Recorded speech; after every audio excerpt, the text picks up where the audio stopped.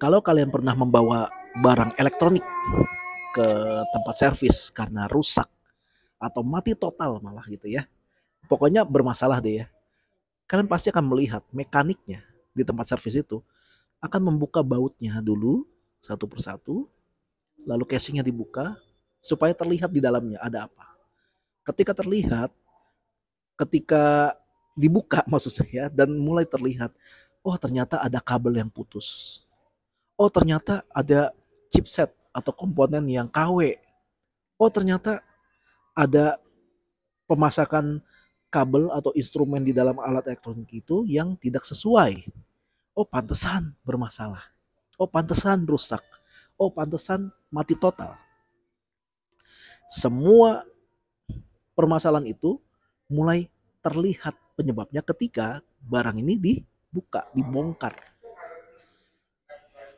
Hidup kita, kalau kita menyadari, kalau misalkan kita merasa, kok hidup gua kayaknya gini ya, kayaknya hidup gua rusak, hidup gua kayak masalah melulu, hidup gua kayaknya, wah udah kacau.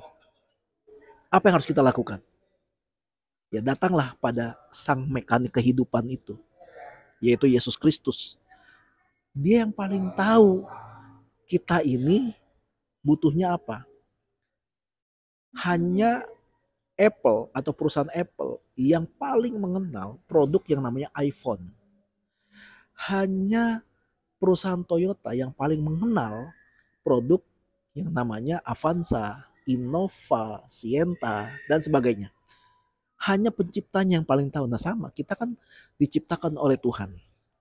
Segambar dan serupa. Jadi Tuhan yang paling tahu kita ini butuhnya apa.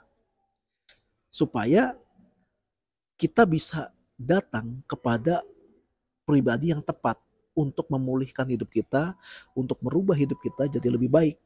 Dan kita tidak datang ke sembarang tempat, apalagi ke tempat yang salah. Itulah cara supaya hidup kita bisa dipulihkan dari hidup kita yang rusak kepada hidup kita yang baru yang sudah dipulihkan dan berfungsi sebagaimana seharusnya. Masalahnya, ketika kita datang kepada sang mekanik kehidupan itu, siap nggak hidup kita untuk dibongkar?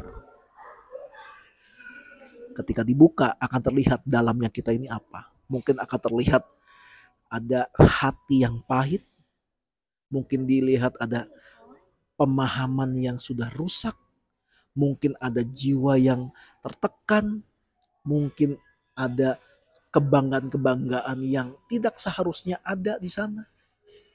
Siap nggak untuk dibuka itu semuanya sama Tuhan? Siap nggak untuk ditunjukkan ternyata kamu rusaknya ini. Atau mungkin Tuhan akan bilang ternyata kamu sudah sedemikian rusak. Kamu ketemu dengan circle yang toksik dan kamu enjoy di sana. Padahal kamu selalu ditekan-tekan tapi kamu malah enjoy di sana. Oh ternyata kamu punya masa lalu yang kelam sehingga membentuk kamu jadi orang yang rusak seperti ini. Oh ternyata kamu punya pemahaman yang sudah di brainwash dengan tidak seharusnya, dengan pemahaman yang salah. Barangkali justru malah oleh pemahaman teologi-teologi yang sesat. Makanya kamu kenapa hidupnya selalu jadi bermasalah terus? Kenapa kehidupan kamu seperti jadi rusak? Kamu dengan keluargamu selalu ribut, dengan anak tidak akur, dengan teman-teman gereja selalu bermasalah dan sebagainya. Siap nggak kita untuk melihat kenyataan itu? Kalau kita menginginkan ada perubahan yang positif dan signifikan, serta pemulihan kehidupan supaya bisa berjalan dan bertindak sebagaimana seharusnya, kita harus siap dan mengakui dengan itu semua. Firman Tuhan dalam Injil Yakobus bilang gini, saling mengaku dosalah kamu supaya kamu sembuh. Tanpa pengakuan dosa, tanpa mengakui kalau memang kita ini punya dosa ini, tidak akan pernah ada kesembuhan. Kalau kalian ke dokter, dokter tanya, oh kamu kenapa? Oh saya gini-gini pak. Oh kamu ada misalkan kaki kamu suka berasa kesemutan nggak? Padahal iya, kamu bilang enggak. Oke, pinggang kamu suka berasa pegel yang tidak wajar nggak? Padahal iya, tapi kamu bilang enggak. Dan dokter akan memberikan resep sesuai dengan kesaksian kita. Dan kalau kesaksian kita adalah kesaksian yang bohong, dokter akan memberi obat yang tidak sesuai sehingga kamu nggak pernah sembuh. Karena obatnya salah. Salahnya bukan karena salah si dokter, karena salah kamu sendiri karena tidak jujur. Jadi kalau kita nggak pernah mengaku dosa kita, kalau kita nggak pernah mengaku penyakit kita, ya obat yang diberikan akan salah. Akibatnya kita nggak akan pernah sembuh, bahkan lebih buruk. Hidup kita akan lebih hancur, lebih terpuruk, lebih jatuh lagi karena tidak ada pengakuan. Nah, disinilah makanya ditanyakan ketika kita datang kepada sang mekanik kehidupan itu, memang tujuannya untuk dipulihkan, memang. Tapi siap nggak proses dalam menuju ke arah pemulihan itu, siap nggak kita ditunjukkan sama Tuhan? Ternyata ada komponen yang KW dalam hidup kita. Ternyata ada kabel yang putus dalam hidup kita. Ternyata ada eh, komponen-komponen yang terletak di tempat yang tidak seharusnya ada dalam hidup kita. Siap nggak untuk dibuka itu semua? Saya harap yang mendengar ini siap nggak siap harus siap kalau misalkan kita fokus pada perubahan hidup yang lebih baik supaya hidup kita dipulihkan. Nggak enak teman-teman kalau dibuka, apalagi masa lalu kita yang kelam ya, dan itu kan jelek semua, nggak enak kalau dibuka. Tapi kalau memang diperlukan untuk pemulihan, ya suka nggak suka harus terima sih.